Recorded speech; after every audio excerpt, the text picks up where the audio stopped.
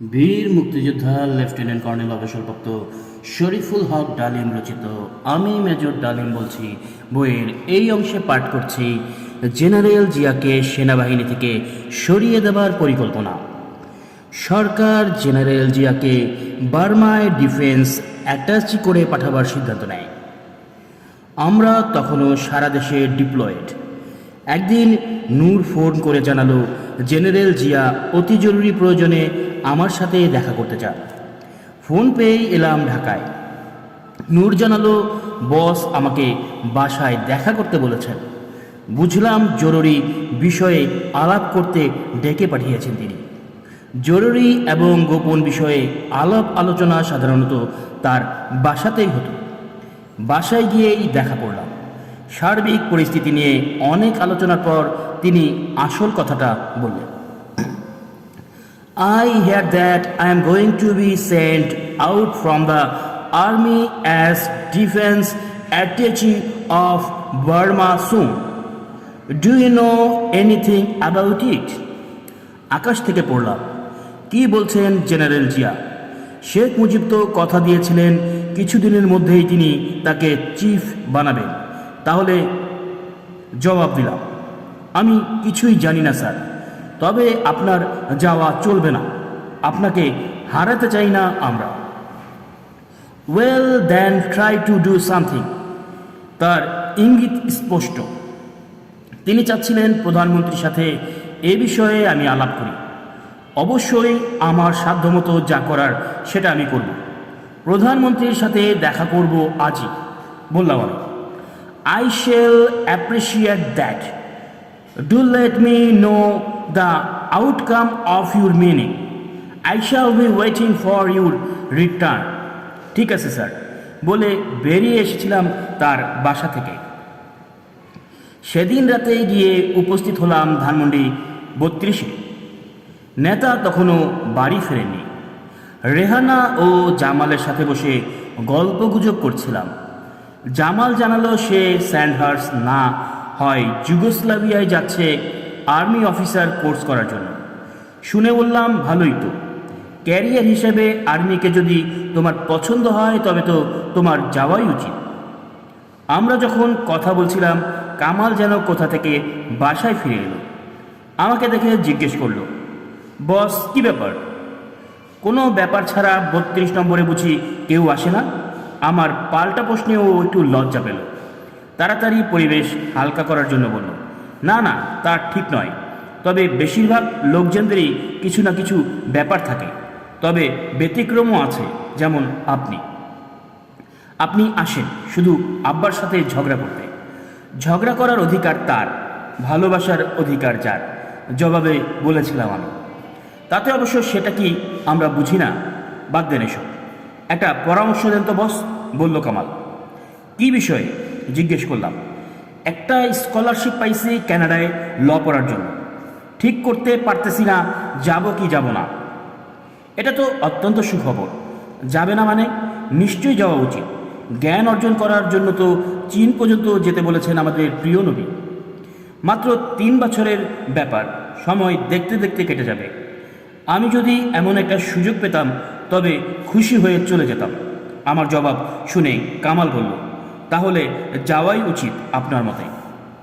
অবশ্যই যাওয়া উচিত। এরই মধ্যে বাড়ির কাজের ছেলেটা এসে জানালো কেউ এসেছে কামালের সাথে দেখা করতে। তাই বিদায় নিয়ে কামাল চলে গেল। নেতা ফিরলেন বেশ রাতে। কিছুক্ষণের মধ্যেই আমার ডাক পড়ল। কি খবর, অনেকদিন পর আইলিজে? শেখ সাহেব বললেন, ঢাকায় কাজে এসেছি, ভাবলাম আপনাকে সালাম জানিয়ে যাই। তিনি বেশ খোশ মেজাজেই ছিলেন, কথার সাথে সাথে পাইপ টানছিলেন। চাচা, আপনি নাকি জেনারেল জিয়াকে বার্মায় ডিফেন্স অ্যাটাচি করে পাঠাবেন বলে ঠিক করেছেন? তার মুড এর সুযোগ নিয়ে জিজ্ঞেস করলাম। ঠিক করি নাই, তবে বার্মায় একজনে পাঠাইতে হইব। শফিউল্লাহ কইল জিয়া নাকি ইন্টেলিজেন্সের ট্রেনিং আছে, তাই ওর ব্যাপারে চিন্তাভাবনা করা হইতেছে। তার কথার খেই ধরে আমি বললাম, ইন্টেলিজেন্স কোর্স করা আর্মিতে আরও অনেক অফিসারই আছে, তাদের থেকে কাউকে পাঠান। General Jia is too senior for that post anyway. তাছাড়া এই মুহূর্তে তাকে বাইরে পাঠালে সবাই ভাববে আপনি আপনার কথার খেলাপ করে তাকে উদ্দেশ্যমূলকভাবে আর্মি থেকে সরিয়ে দিচ্ছেন। এটা আপনার জন্য ভালো হবে কি? তাছাড়া বেশ কিছু কারণে আর্মির ভেতরে একটা সুপ্ত ক্ষোভ বিরাজ করছে। এই অবস্থায় এ ধরনের একটা ইস্যুকে কেন্দ্র করে যদি কোনো আউটব্রাস্ট ঘটে, সেটা সরকার এবং সরকার প্রধান হিসাবে আপনার জন্য বিব্রতকরও হতে পারে। বেয়াদবি নেবেন না চাচা, আমার মনে হয় এই সিদ্ধান্ত নেওয়াটা ঠিক হবে না। চুপ করে আমার কথাগুলো শুনে গেলেন শেখ সাহেব পাইপ মুখে নিয়ে। তুই কেমন আসোস? কথার মোড় ঘুরিয়ে দিলেন তিনি। যেমন রাখছেন, জবাব দিলাম। তোরাই তো একটা কথা বুঝোস না, পার্টির রাজনীতি করতে গেলে সব কিছুতে যুক্তি চলে না, নিজের ইচ্ছে মতো সব কিছু করণ যায় না। আমার অবস্থাটা বুঝিস, দেশও চালাইতে হয়, আবার পার্টির স্বার্থও দেখতে হয়। চাচা, আমি রাজনীতি করি না, প্রত্যক্ষ রাজনীতি সম্পর্কে আমার অভিজ্ঞতা অনেক, সেই তুলনায় আমার কোনো জ্ঞান নাই বললেই চলে। তবু কেন জানি মনে হয় প্রচলিত প্রবাদটায় একটা গভীর মানে আছে, একটা ইঙ্গিত বলা চলে। কোনো প্রবাদের কথা কস তুই? জানতে চাইলেন শেখ মুজিব। ওই যে ব্যক্তির চেয়ে দল বড়, দলের চেয়ে দেশ বড়। হালকাভাবে কথাটা বলেই ফেললাম। পূর্ব প্রসঙ্গে ফিরে গেলেন শেখ সাহেব। জিয়া তরে পাঠাইছে? প্রশ্ন করলেন তিনি। জিয়া পাঠাবে কেন? আপনি আমাকে কথা দিয়েছিলেন উপযুক্ত সময় তাকে আপনি চিফ বানাবেন, তাই খবরটা জানার পর আমি নিজেই এসেছি স্বেচ্ছায় আপনার কাছ থেকে এ ব্যাপারে জানতে। বেয়াদবি হয়ে থাকলে মাফ করে দেবেন। ঠিক আছে, বুঝলাম, তুই যা এখন, কিছু লোকজন আইব। আমি সালাম জানিয়ে বেরিয়ে এলাম। পরদিন জেনারেল জিয়াকে সব কিছু জানিয়ে কুমিল্লায় ফিরে এলাম। আমাদের সেদিনের আলোচনার ফলেই হোক কিংবা অন্য কোনো কারণেই হোক, জেনারেল জিয়াকে আর বার্মায় যেতে হয়নি।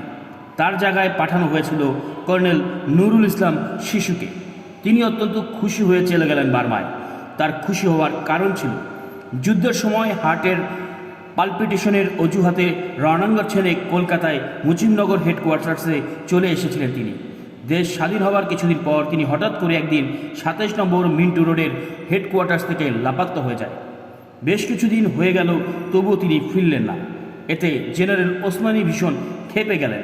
তৎকালীন সামরিক গোয়েন্দা বাহিনীর প্রধান ক্যাপ্টেন সালাউদ্দিনকে ডেকে হুকুম দিলেন, যে করেই হোক না কেন ডেস্ট্রয়ারের শিশুকে খুঁজে বের করে ধরে নিয়ে আসতে। আমরা সবাই জানতাম আর্মিতে আর চাকরি করতে চাচ্ছেন না শিশু ভাই, কিন্তু জেনারেল ওসমানী ছাড়বেন না তাকে। সে এক উভয় সংকট অবস্থা, এ কারণেই লাপাত্তা হয়েছিলেন তিনি। যাই হোক, অনেক কষ্টে তাকে সবাই মিলে বুঝিয়ে কোনো রকম ফিরিয়ে আনা হয়েছিল। সেই শিশু ভাই পরবর্তীকালে জেনারেল জিয়াউর রহমানের শাসনামলে major general Islam the Rasputin of Bangladesh হয়ে ওঠেন। একেই বলে কপালের নাম গোপাল। বাংলাদেশের রাজপুতিন শিশুর কর্মতর্মতার পরিমাণ কী হয়েছিল সে এক করুণ ইতিহাস। শেক্সপিয়র বিয়োগান্তর নাটকের জুলিয়াস সিজারের পরিণত হয়েছিল জেনারেল জিয়াউর রহমান। যাই হোক, জেনারেল জিয়াকে বাইরে পাঠিয়ে দেওয়ার প্রচেষ্টায় আমরা চিন্তিত হয়ে পড়লাম।